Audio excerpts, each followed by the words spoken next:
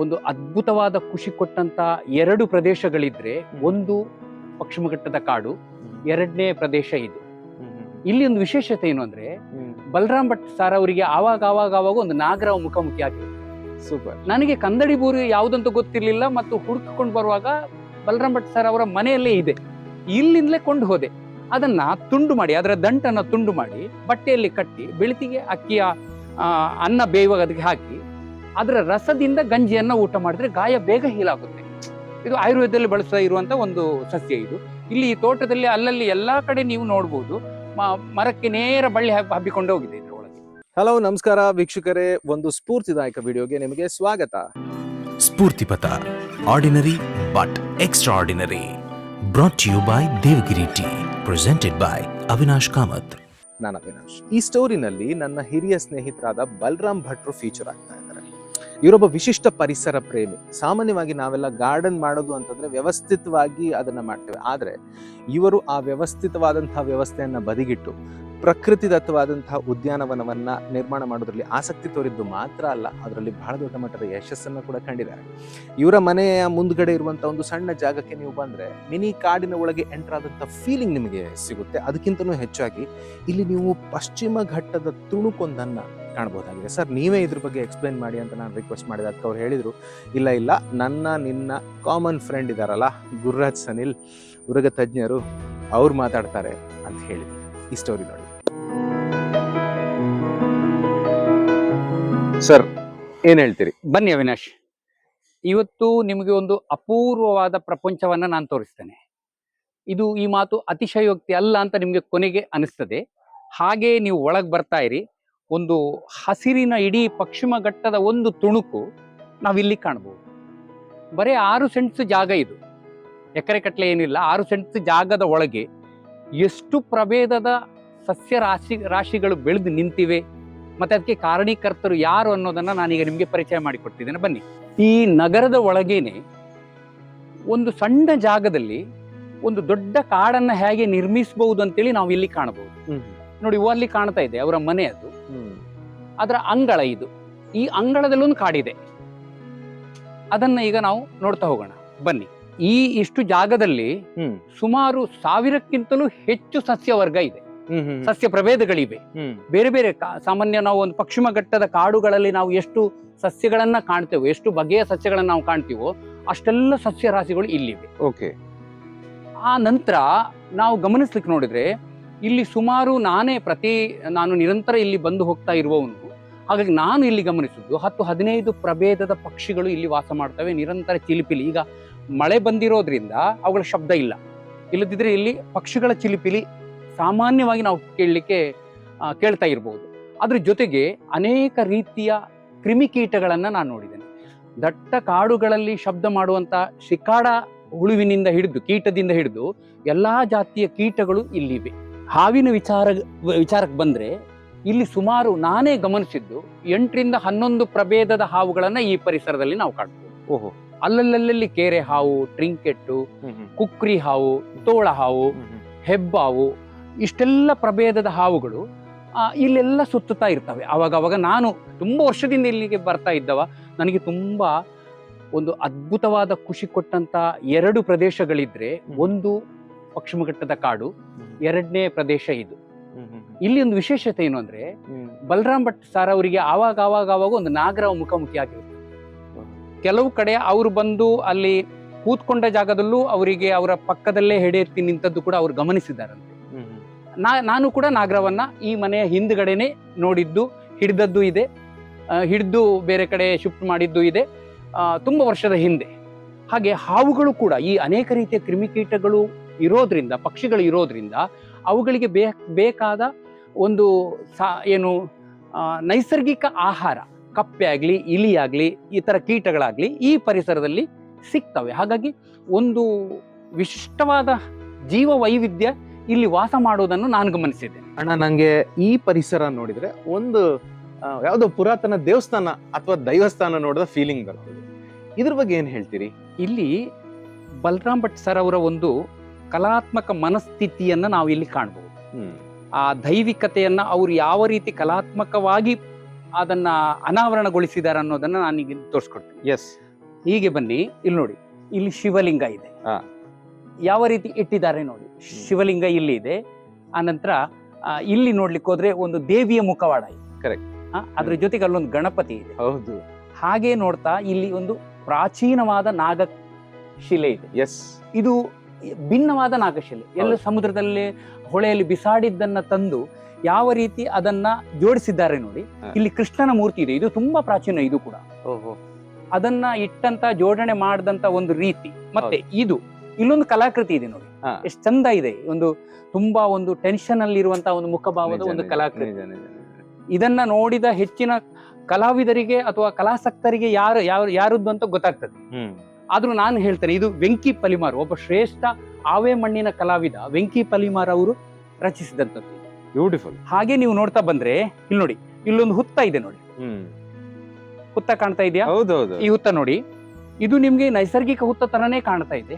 ಆದ್ರೆ ಇನ್ನು ನೈಸರ್ಗಿಕವಾದ ಹುತ್ತ ಅಲ್ಲ, ಆವೆ ಮಣ್ಣಿನ ಹುತ್ತ. ವೆಂಕಿ ಪಲಿಮಾರ್ ಅವರು ರಚಿಸಿರುವಂತದ್ದು. ಇಲ್ಲೂ ಶಿವಲಿಂಗ ಇದೆ. ಅದನ್ನ ಜೋಡಣೆ ಮಾಡಿದ ರೀತಿ ಎಲ್ಲ ನೋಡಿ ನೀವು. ಆಮೇಲೆ ಈ ಕಲ್ಲುಗಳೆಲ್ಲ ಸಾಮಾನ್ಯ ನಮ್ಗೆ ಬೀಚ್ ಅಲ್ಲಿ ಇಲ್ಲೆಲ್ಲ ನೋಡೋದಕ್ಕೆ ಸಿಗುತ್ತೆ. ಬಟ್ ಇದು ನೋಡಿದ್ರೆ ಇಲ್ಲಿ ಇಷ್ಟೊಂದೆಲ್ಲ ತಂದು ಹಾಕಿದಾರಲ್ಲ. ನಾವೆಲ್ಲ ಹೊಳೆಗಳನ್ನ ಸುತ್ತಾಡ್ತೀವಿ. ಹೆಚ್ಚಾಗಿ ಬಲರಾಮ್ ಭಟ್ರು ಯಾವ ಹೊಳೆಗಳಿಗೆ, ಪಶ್ಚಿಮ ಘಟ್ಟದ ಎಷ್ಟು ನದಿಗಳಿಗೆಲ್ಲ ಹೋಗಿರ್ತಾರಂತೆ ಲೆಕ್ಕ ಇಲ್ಲ. ಅಷ್ಟೂ ಹೊಳೆಗಳ, ನದಿಗಳ ಕಲ್ಲುಗಳು ಇಲ್ಲಿ ಜೋಡಣೆ ಆಗಿವೆ. ಇಲ್ಲೆಲ್ಲ ಶೇಖರಿಸಲ್ಪಟ್ಟಿವೆ. ತುಂಬಾ ಇದ್ರಲ್ಲಿ ನೋಡಿದ್ರೆ ಒಂದು ನನ್ನ ಪ್ರಕಾರ ಒಂದು 50-100 ಹೊಳೆಗಳ ಕಲ್ಲುಗಳಿರ್ಬೋದು. ಅದನ್ನಷ್ಟು ಚಂದ ಮಾಡಿ ಜೋಡಿಸಿದ್ದಾರೆ. ಮತ್ತೆ ಇಲ್ಲಿ ನೋಡಿ, ಇಲ್ಲೊಂದು ಸಸ್ಯ ಇದೆ, ಸ್ಟ್ಯಾಗ್ ಹಾರ್ನ್ ಅಂತ ಕರಿತೀವಿ. ಇದೊಂದು ರೀತಿಯ ಪಾಚಿ. ಸ್ಟ್ಯಾಗ್ ಹಾರ್ನ್ ಅಥವಾ ಜಿಂಕೆಯ ಕೊಂಬು ಅಂತ, ಕೊಂಬಿನ ಒಂದು ಸಸ್ಯ. ಅದು ತೆಂಗಿನ ಇದರ ಒಳಗೆ, ಚಿಪ್ಪಿನ ಒಳಗೆ ಇದೆ ನೋಡಿ. ಅದೇ ರೀತಿ ಬ್ಯಾಂಬು ನೋಡಿ, ಆ ಬಿದಿರನ್ನ ನೋಡಿ, ಎಷ್ಟು ಸುಂದರವಾಗಿ ಒಂದು ಈ ಪರಿಸರಕ್ಕೆ ಒಂದು ಕಳೆಯನ್ನು ಕೊಡ್ತಾ ಇದೆ. ಆ ಹಸಿರು, ಆ ಕಲ್ಲುಗಳು, ಅದರ ನಡುವೆ ಶಿವಲಿಂಗ, ಆ ಕೃಷ್ಣನ ಒಂದು ಮೂರ್ತಿ, ಇದನ್ನೆಲ್ಲ ಗಮನಿಸ್ತಾ ಹೋದ್ರೆ ಈ ಪರಿಸರ ನಮಗೊಂದು ದೈವಿಕವಾದ ಒಂದು ಅನುಭವವನ್ನು ಕೊಡ್ತದೆ. ನಾನು ಯಾವಾಗಲೂ ಬಂದು ಇಲ್ಲಿ ಕೂತ್ಕೊಳ್ಳೋದು, ಇದನ್ನ ನೋಡೋದು, ಮನಸ್ಸಿಗೆ ಒಂದು ರೀತಿಯ ಶಾಂತಿ ಸಿಗ್ತದೆ. ಯಾವುದೋ ಒಂದು ಭದ್ರತೆ ಸಿಕ್ಕಿದ ರೀತಿ ಈ ಪರಿಸರದಲ್ಲಿ ನಮಗೆ ಫೀಲ್ ಆಗೋದನ್ನ ನಾನು ತುಂಬ ಸಲ ನಾನು ಗಮನಿಸಿದ್ದೀನಿ. ಇಲ್ಲೊಂದು ವಿಶೇಷವನ್ನ ನೀವು ಕಾಣಬಹುದು. ಪ್ರಕೃತಿ ಮತ್ತು ದೇವರನ್ನ ಬಲರಾಮ್ ಭಟ್ ಸರ್ ಯಾವ ರೀತಿ ಭಾವಿಸ್ತಾರೆ ಅನ್ನೋದು ಇಲ್ಲಿ ಗೊತ್ತಾಗ್ತದೆ ನಮ್ಗೆ. ನೋಡಿ, ಇಲ್ಲಿ ಅಷ್ಟು ಗ್ರೀನರಿ ಇದೆ, ಅದ್ರ ಜೊತೆಗೇನು ಇಲ್ಲೊಂದು ಶಿವಲಿಂಗ, ಅಲ್ಲಿ ದೀಪ ಹಚ್ಚಿದ್ದಾರೆ ನೋಡಿ. ಪ್ರಕೃತಿ ಮತ್ತು ದೇವರು ಒಂದೇ ಅನ್ನೋ ಸಂದೇಶ ಇಲ್ಲಿ ನಮ್ಗೆ ಕಾಣ್ಲಿಕ್ಕೆ ಸಿಗ್ತದೆ. ಎರಡು ಬೇರೆ ಬೇರೆ ಅಲ್ಲ ಅಂತ. ಬಹಳ ಸುಂದರವಾದ ನೀರಿನ ತೊಟ್ಟಿ. ಹೌದು. ಏನಂತೀರಿ? ಇದು ಬಹಳಷ್ಟು ವರ್ಷಗಳಿಂದ ನಾನು ನೋಡ್ತಾ ಇದ್ದೇನೆ ಅವಿನಾಶ್. ಈ ತೊಟ್ಟಿಯ ಒಂದು ವಿಶೇಷತೆ ಅಂದ್ರೆ ಇದ್ರಲ್ಲಿ ಆವಾಗ ತುಂಬಾ ಮೀನುಗಳಿರ್ತಾ ಇದ್ವು. ಬಗೆ ಬಗೆಯ ಮೀನುಗಳನ್ನೆಲ್ಲ ತಂದು ಹಾಕೋದು ಬಲರಾಮ್ ಭಟ್ರು. ಹಾಕಿದ್ದು ಇಲ್ಲೊಂದು ಏನ್ ನಡೀತಾ ಇತ್ತಂದ್ರೆ, ಎಲ್ಲೋ ನದಿಯಲ್ಲಿ, ಕೊಳದಲ್ಲಿ ಎಲ್ಲ ಮಿಂಚುಳ್ಳಿ ಪಕ್ಷಿಗಳು, ಅದಕ್ಕೆ ಕಿಂಗ್ ಫಿಶರ್ ಅಂತ ನಾವು ಕರಿತೀವಿ, ಆ ಪಕ್ಷಿಗಳು ಅಲ್ಲಿ ಮೀನು ಹಿಡಿಯೋದನ್ನ ನೀವು ನೋಡಿರ್ತೀರಿ. ಆದ್ರೆ ಇಲ್ಲಿ ಈ ಪಾಂಡಿಗೆ ಹಾಕಿದಂತ ಮೀನನ್ನ ಇದ್ರ ಮೇಲೆ ಇಲ್ಲಿ ನೋಡಿ ಬಿದಿರಿದೆಯಲ್ಲ. ಹೌದು. ಇಲ್ಲಿ ಬೇರೆ ಮರ ಕೂಡ ಇತ್ತು ಹಿಂದೆ. ಅಲ್ಲಿ ಕೂತ್ಕೊಂಡು ಬಂದು ಇಲ್ಲಿ ಮೀನು ಹಿಡಿತಾ ಇದ್ದಂತ ರೀತಿ ಒಂದು ಅದ್ಭುತ ಇತ್ತು. ಈ ಪಾಂಡ್ ಅಲ್ಲಿ ಮೀನನ್ನು ಹಿಡ್ಕೊಂಡು ತಿನ್ನುವಂಥದ್ದು, ಅದೆಲ್ಲ ನಿರಂತರವಾಗಿ ಇಲ್ಲಿ ನಡೀತಾ ಇದ್ದಂತ ಒಂದು ಸಂಗತಿ. ಒಂದು ಮನೆ ಅಂಗಳದಲ್ಲೇ ಇಲ್ಲಿ ನೋಡಿ, ಇಷ್ಟ ಸಮೀಪ ಮನೆ ಇದೆ. ಮನೆ ಎದುರುಗಡೆ ಈ ನೈಸರ್ಗಿಕ ಪ್ರಕ್ರಿಯೆ, ಜೀವರಾಶಿಗಳದ್ದು ನಡೀತಾ ಇರ್ತದೆ. ನನ್ಗೆ ಈ ಸಸ್ಯ ತುಂಬಾ ವಿಶೇಷವಾಗಿ ಕಾಣ್ತದೆ ಅಣ್ಣ, ಹೇಳಿ ಇದ್ರ ಬಗ್ಗೆ. ಇದು ನಮ್ಮ ತುಳುವಲ್ಲಿ ಇದಕ್ಕೆ ಕಂದಡಿ ಬೂರು ಅಂತ ನಾವು ಕರಿತೀವಿ.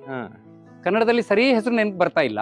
ಸಾಮಾನ್ಯವಾಗಿ ದೊಡ್ಡ ದೊಡ್ಡ ತೆಂಗಿನ ತೋಟಗಳಲ್ಲಿ ತೆಂಗಿನ ಮರವನ್ನ ಉದ್ದಕ್ಕೆ ಆವರಿಸಿಕೊಂಡು ಹೋಗುವಂತ ಒಂದು ಬಳ್ಳಿ ಇದು, ಕ್ರೀಪರ್. ಇದು ಬಹಳ ಸುಂದರವಾದ ಈ ಪಟ್ಟೆಗಳನ್ನೆಲ್ಲ ಹೊಂದಿದೆ. ಹೌದಪ್ಪ.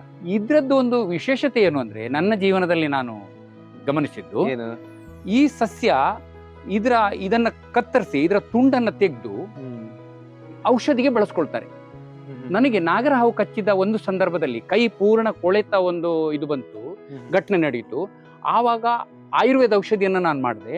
ಆ ಸಂದರ್ಭದಲ್ಲಿ ಆಯುರ್ವೇದ ಡಾಕ್ಟರ್ ರವೀಂದ್ರನಾಥ್ ಐತಾಳ್ ಅಂತ ನಾನು ಅವ್ರ ಹತ್ರ ಔಷಧಿಯನ್ನ ಇದು ಮಾಡ್ಕೊಂಡೆ. ಆ ಸಂದರ್ಭ ಅವರು ಈ ಗಾಯ ಬೇಗ ಕೂಡಿಕೊಳ್ಳಿಕ್ಕೆ ಕಂದಡಿ ಬೂರನ್ನ ಬಳಸಿ ಅಂತ ಹೇಳಿದ್ರು. ಸೂಪರ್. ನನಗೆ ಕಂದಡಿ ಬೂರು ಯಾವುದಂತ ಗೊತ್ತಿರ್ಲಿಲ್ಲ. ಮತ್ತು ಹುಡುಕಿಕೊಂಡು ಬರುವಾಗ ಬಲರಾಮ್ ಭಟ್ ಸರ್ ಅವರ ಮನೆಯಲ್ಲೇ ಇದೆ, ಇಲ್ಲಿಂದಲೇ ಕೊಂಡು ಹೋದೆ. ಅದನ್ನ ತುಂಡು ಮಾಡಿ, ಅದರ ದಂಟನ್ನ ತುಂಡು ಮಾಡಿ ಬಟ್ಟೆಯಲ್ಲಿ ಕಟ್ಟಿ ಬೆಳತಿಗೆ ಅಕ್ಕಿಯ ಅನ್ನ ಬೇಯೋದಕ್ಕೆ ಹಾಕಿ ಅದರ ರಸದಿಂದ ಗಂಜಿಯನ್ನ ಊಟ ಮಾಡಿದ್ರೆ ಗಾಯ ಬೇಗ ಹೀಲಾಗುತ್ತೆ. ಇದು ಆಯುರ್ವೇದದಲ್ಲಿ ಬಳಸ್ತಾ ಇರುವಂತ ಒಂದು ಸಸ್ಯ. ಇದು ಇಲ್ಲಿ ಈ ತೋಟದಲ್ಲಿ ಅಲ್ಲಲ್ಲಿ ಎಲ್ಲಾ ಕಡೆ ನೀವು ನೋಡ್ಬೋದು. ಮರಕ್ಕೆ ನೇರ ಬಳ್ಳಿ ಹಬ್ಬಿಕೊಂಡು ಹೋಗಿದೆ ಇದ್ರೊಳಗೆ. ಎಷ್ಟು ಮೆಡಿಸಿನಲ್ ಪ್ಲಾಂಟ್ಸ್ ಇಲ್ಲಿ ಇರ್ಬೋದಲ್ವಾ, ಔಷಧೀಯ ಸಸ್ಯಗಳು, ಏನಂತೀರಿ? ಖಂಡಿತ ಇಲ್ಲಿ ಈಗ ನಾನು ನೋಡಿರುವಂತದ್ದು ಎಲ್ಲವೂ ಔಷಧೀಯ ಸಸ್ಯಗಳೇ ಇರೋದು. ಅದರಲ್ಲಿ ನಾವು 4-5 ಹೆಸರು ಹೇಳ್ಬೇಕಾದ್ರೆ ಇಲ್ಲಿ ಅಶೋಕ ಟ್ರೀ ಇದೆ, ಅಶೋಕ ಇಂಡಿಕಾ ಅಂತ ಕರೀಬಹುದು. ಇಲ್ಲಿ ಪಾರಿಜಾತ ಇದೆ, ಇಲ್ಲೊಂದು ಸಂದು ಬಳ್ಳಿ ಅಂತ ಇದೆ ನೋಡಿ, ಇಲ್ಲಿ ಸಂದು ಬಳ್ಳಿ ಇದೆ. ಮತ್ತೆ ಹಪ್ಪಳ ಸೊಪ್ಪು ಅಂತ ಒಂದಿದೆ ನೋಡಿ, ಇಲ್ಲಿ ಹಪ್ಪಳ ಸೊಪ್ಪು ಅಂತ ನಾವು ಕರಿತೀವಿ ನೋಡಿ. ಇದು ಹೌದು, ಇದೆಲ್ಲ ಮನೆ ಮದ್ದಿಗೆ ಉಪಯೋಗ ಆಗುವಂತದ್ದು ಆವಾಗ ಅವಾಗ. ಉದಾಹರಣೆಗೆ ಹೇಳುದಾದ್ರೆ ಇದ್ರದ್ದೊಂದು 4-5 ಕುಡಿಯನ್ನ ಹೂ ಮೊಗ್ಗು ಸಮೇತ ಕುಡಿಯನ್ನ ತೆಗೆದು ಒಂದು 3 ಲೋಟ ನೀರಿಗೆ ಹಾಕಿ ಕುದಿಸಿ ಅದನ್ನು ಕುಡಿತಾ ಇದ್ರೆ ಎಂತ ಗಂಟು ನೋವು ಇದ್ರೂ ವಾಸಿ ಆಗೋದಕ್ಕೆ ಉದಾಹರಣೆ. ಕಾಲ್ಗಂಟು ನೋವಾ?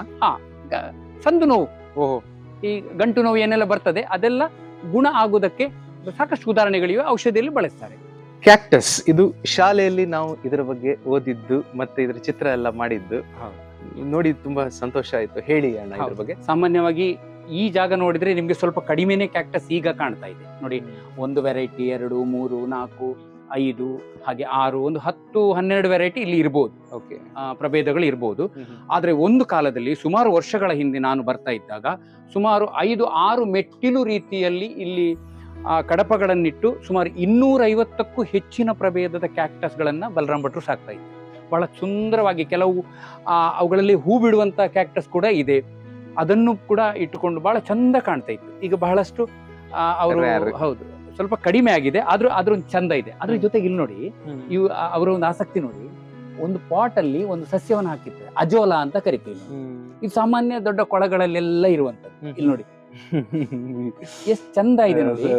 ಈ ಸಸ್ಯಗಳನ್ನ ಹೇಗೆ ಗ್ರೀನ್ ಆಗಿ ಚಂದ ಕಾಣ್ತದೆ, ಹಾಗೆ ಇಲ್ಲಿ ಬಂದ್ರೆ ಇಲ್ಲಿ ನೋಡಿ 3 ಅಂತಸ್ತಿನ ರೀತಿಯಲ್ಲಿ ಅಜೋಲವನ್ನ ಬೆಳೆಸಿದ್ದಾರೆ. ಇಲ್ಲಿ ಒಂದು ಶಿವಲಿಂಗ ಕೂಡ ಇಟ್ಟಿದ್ದಾರೆ. ಆ ಶಿವನು ಸದಾ ತಂಪಾಗಿರ್ಲಿ ಅನ್ನೋ ಒಂದು ಥಾಟ್ ಕೂಡ ಅವರದ್ದು ಇರ್ಬೋದು. ಹಾಗೆ ನೋಡ್ತಾ ಇದ್ರೆ ಇಲ್ಲೊಂದು ನೋಡಿ, ಇದು ಬೋನ್ಸಾಯಿ ಇದೆ. ನನ್ನ ಪ್ರಕಾರ ಇದು ಬೋನ್ಸಾಯಿ. ಇದಕ್ಕೆ ಸುಮಾರು ಒಂದು 25 ವರ್ಷ ಮೇಲೆ ಆಗಿರ್ಬೋದು. ಕಿರಾಣಿ ಮರ ಅಂತ ಕರಿತೀವಿ. ಎಷ್ಟು ಚಂದ ರೀತಿಯಲ್ಲಿ ಬೆಳೆದಿದೆ ನೋಡಿ, ಒಂದು ಮರ ಇದು. ಹಾಗೆ ಎತ್ತಿ ನೋಡಿದ್ರೆ ಒಂದು ದೈತ್ಯ ಮರ ತರನೇ ಕಾಣ್ತದೆ. ಇದು ಬೋನ್ಸಾಯಿ. ಬೋನ್ಸಾಯಿ ಕೂಡ ಇಲ್ಲಿ ಸಾಕಷ್ಟು ಇದೆ, ನಿಮ್ಗೆ ನಾನು ತೋರಿಸ್ತೀನಿ. ಬೋನ್ಸಾಯಿ ಕಲೆಯಲ್ಲೂ ಪಳಗಿದವರು ಬಲರಾಮ್ ಭಟ್ರು ತುಂಬಾ ವರ್ಷದಿಂದಲೂ. ಅವರಿಂದಲೇ ನನಗೆ ಬೋನ್ಸಾಯಿ ಅಂದ್ರೆ ಏನು ಅಂತ ತಿಳಿದದ್ದು. ಅದನ್ನ ನಾನು ವೃದ್ಧಿ ಮಾಡ್ಕೊಂಡು ಹೋದದ್ದು. ಅವರ ಮನೆಯಲ್ಲಿ ಈಗ ಅವರು ಫ್ಲಾಟ್ ಅಲ್ಲಿ ಇದ್ದಾರೆ. ಆ ಫ್ಲಾಟ್ ಅಲ್ಲಿ ಸಾಕಷ್ಟು ಬೋನ್ಸಾಯಿಗಳನ್ನ ಇಟ್ಟುಕೊಂಡಿದ್ದಾರೆ. ಇಲ್ಲಿ ಹೆಚ್ಚಾದದ್ದನ್ನ ಅಥವಾ ಇದನ್ನ ಇಲ್ಲಿ ಜೋಪಾನ ಮಾಡ್ಲಿಕ್ಕೆ ಆಗದಿರುವಂತಹ ಸಸ್ಯಗಳನ್ನೆಲ್ಲ ಅಲ್ಲಿ, ಮತ್ತೆ ಅವರ ತಂಗಿ ಮನೆ ಒಂದು ಇದೆ ಇಲ್ಲಿ ಅಂಬಲ್ಪಾಡಿಯಲ್ಲಿ, ಅಲ್ಲಿ ಒಂದು 100 ಬೋನ್ಸಾಯಿಗಳು ಇವ್ರು ಮಾಡಿದಂಥದ್ದು ಅಲ್ಲಿ ಇದೆ. ಇದು ಹಳೆಯ ತೆಂಗಿನ ಮರದಲ್ಲಿ ಕೆತ್ತನೆ ಮಾಡಿರುವಂಥದ್ದು.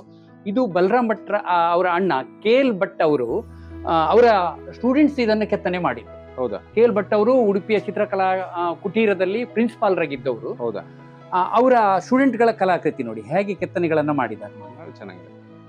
ಹಾಗೆ ನಾವು ಕೆಳಗೆ ನೋಡಿದ್ರೆ ಇಲ್ಲಿ ನೋಡಿ, ಈಗ ಬಲರಾಮ್ ಭಟ್ರ ಕೆಲವು ಕಲಾಕೃತಿಗಳು ಇಲ್ಲಿ ಕಾಣ್ತಾ ಇವೆ. ಇದು ಖಾಲಿ ಈಗ ನಾವು ಒಂದು ಪ್ರಾಥಮಿಕವಾಗಿ ತೋರ್ತಾ ಇರುವಂತದ್ದು.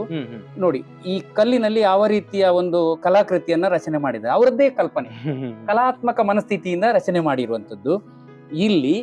ಹಾಗೆ ಇಲ್ಲೂ ನೋಡಿ, ಈ ಕಲ್ಲಿನ ಒಳಗೆ ಏನೋ ಒಂದನ್ನ ಮಾನಸಿಕ ಸ್ಥಿತಿಯನ್ನ, ಒಂದು ಸುಂದರವಾದ ಮನಸ್ಥಿತಿಯನ್ನ ತೋರಿಸ್ತದೆ ನಮ್ಗೆ. ನಾವು ಹೇಗೆ ಬೇಕಾದ್ರೂ ಕಲ್ಪನೆ ಮಾಡ್ಕೊಳ್ಬಹುದು. ಅದ್ರ ಜೊತೆಗೆ ಇಲ್ಲೊಂದು ಕಲಾಕೃತಿ ಇದೆ. ಆ ಕಲ್ಲುಗಳನ್ನ ತಂದು ಅದನ್ನ ಯಾವ ರೀತಿ ಪೋಣಿಸಿ ಸುಂದರವಾದ ಕಲಾಕೃತಿಯನ್ನಾಗಿ ಮಾಡಿದ್ದಾರೆ. ಇಂಥದ್ದು ಈಗ ಇಲ್ಲಿ 3 ಅಥವಾ ಇಲ್ಲಿ ಸಾಕಷ್ಟು ಕಡೆ ಇದೆ. ಇಂಥದ್ದು ಅವರ ಮನೆಯಲ್ಲಿ, ಅವರ ಫ್ಲಾಟ್ ಅಲ್ಲಿ 106 ಇದೆ. ಅಷ್ಟೂ ಕಲಾಕೃತಿಯನ್ನ ಮಾಡಿ ಇಟ್ಟುಕೊಂಡಿದ್ದಾರೆ. ಯಾವ ಪ್ರದರ್ಶನಕ್ಕೂ ಅಲ್ಲ, ಅವರ ಆಸಕ್ತಿಯೇ ಅದು. ಅದನ್ನು ಮಾಡ್ತಾ ಸಮಯ ಕಳೀತಾರೆ.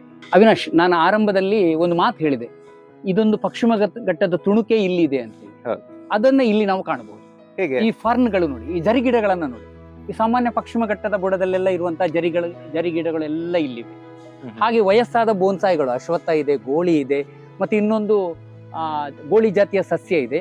ಹೀಗೆ ಈ ಗ್ರೀನರಿಯನ್ನು ನೋಡ್ತಾ ಬನ್ನಿ, ಸಾಕಷ್ಟು. ಇಲ್ಲಿ ನೋಡಿ, ಇಲ್ಲಿ ಒಂದು ಆರ್ಕಿಡ್ ಸಸ್ಯ ಇದೆ. ಇದೆಲ್ಲ ಪಶ್ಚಿಮ ಘಟ್ಟದಲ್ಲಿ ಕಾಡುಗಳಲ್ಲೆಲ್ಲ ನಮ್ಗೆ ಹೋದಾಗ ಕಾಣಲಿ ಸಿಗುವಂಥದ್ದು. ಇಲ್ಲಿದೆ ಆರ್ಕಿಡು, ಅಲ್ಲೊಂದಿದೆ. ಎಲ್ಲ ಕಡೆ ಆರ್ಕಿಡ್ ಕೂಡ ಇಲ್ಲಿ ನಮ್ಗೆ ಕಾಣ್ಲಿಕ್ಕೆ ಸಿಗ್ತದೆ.